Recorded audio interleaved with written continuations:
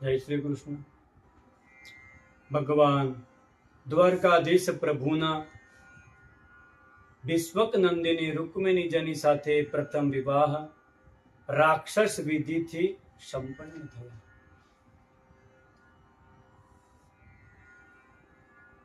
લક્ષ્મીજીનો અવતાર જ એ રૂકમિણીજીના રૂપમાં થયો છે અને લક્ષ્મી એ નિંદનીય નથી પરંતુ વંદનીય છે. અને લક્ષ્મીજી જ્યાં પણ શાસ્ત્રોમાં નિંદા આવે છે એ લક્ષ્મીની આસક્તિની નિંદા છે.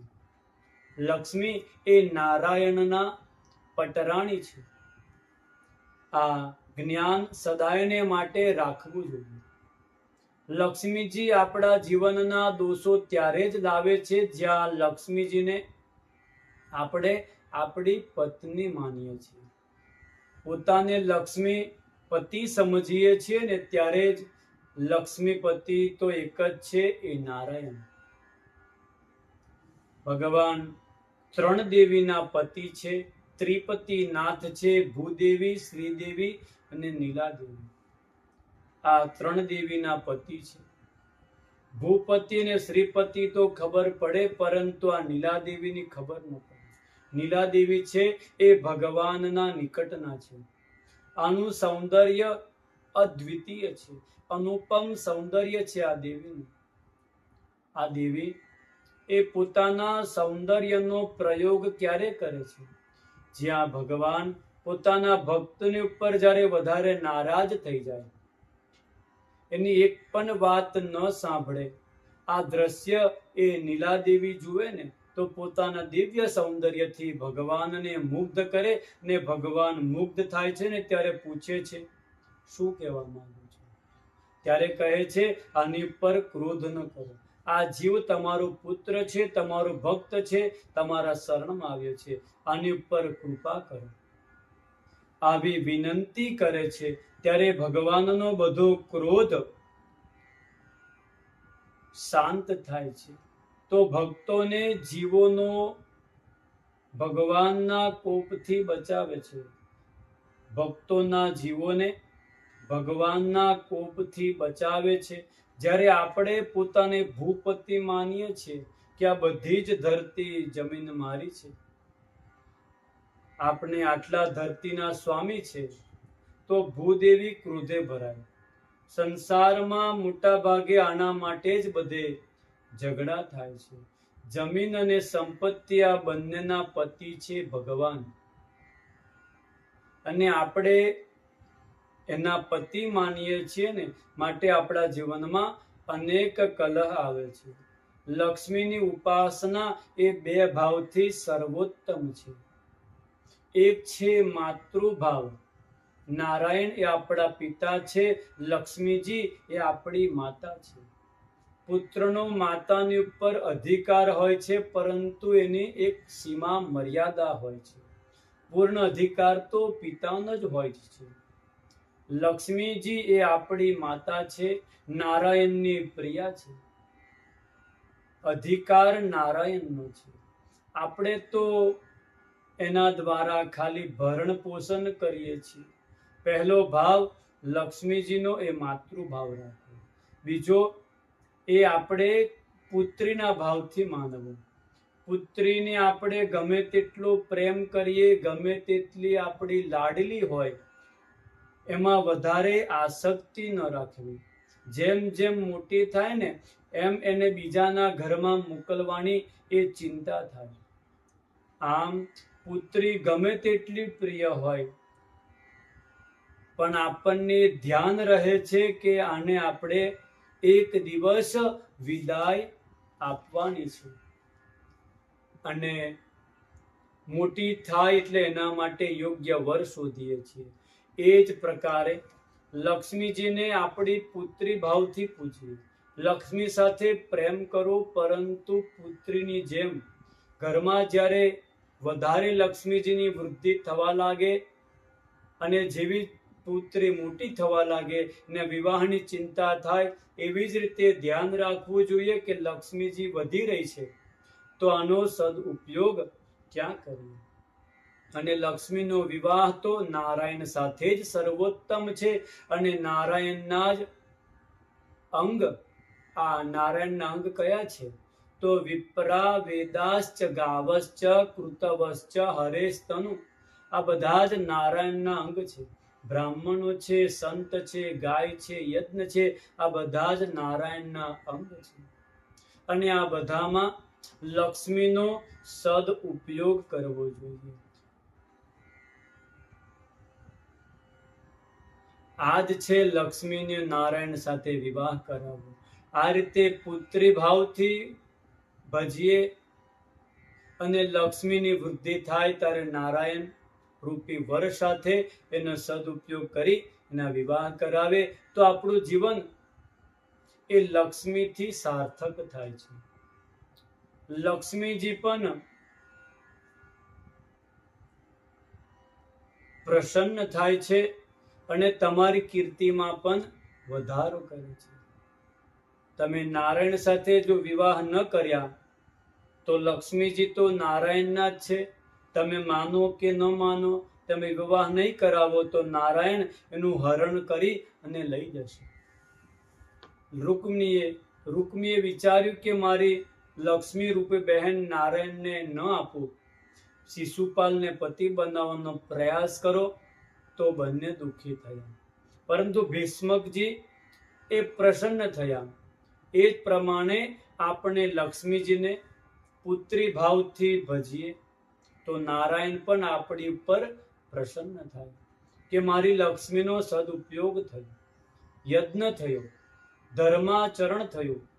આમ લક્ષ્મીજીની સાર્થકતા સિદ્ધ થાય છે. પરંતુ શિશુપાલ અને રૂકમિણી જેવો પ્રયાસ કર્યો તો નારાયણ એ બળજબરીથી લક્ષ્મીને છીનવી અને લઈ જશે અને અંતે આપણે રડવું પડશે. એક જ મિનિટમાં લક્ષ્મીપતિ એ રોડપતિ થઈ જાય છે. આ લક્ષ્મી નારાયણની જ છે.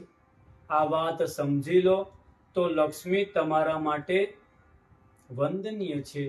જેટલા પણ ધર્મના અનુષ્ઠાન થાય છે એ લક્ષ્મીથી જ થાય છે.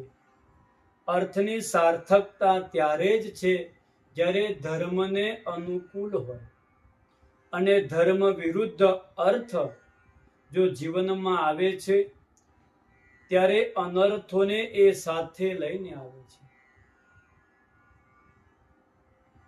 અયોધ્યામાં પણ અનર્થ થયું અર્થની ઈચ્છાના કારણે. ભરતજી તો એક જ વરદાન માગે છે કે અર્થ ન ધર્મ ન કામ રુચિ કતિ ન ચહું નિર્વાણ જન્મ જન્મ રતિ રામ પદ યહ વરદાન આન. કોઈએ ભરતજીને પૂછ્યું કે તમે ધર્મ અર્થ કામ મોક્ષ આ કશું જ માંગતા નથી, તો ભલે પણ આ ચારનું નામ ક્રમ પ્રમાણે તો બોલો. સાચો ક્રમ છે ધર્મ અર્થ કામ મોક્ષ.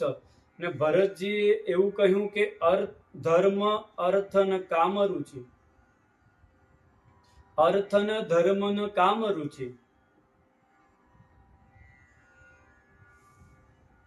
છંદ પણ ભંગ થતો નથી.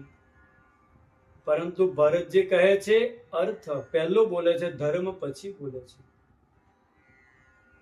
તો કહે છે કે આવો આ ક્રમ ભંગ કેમ કર્યો?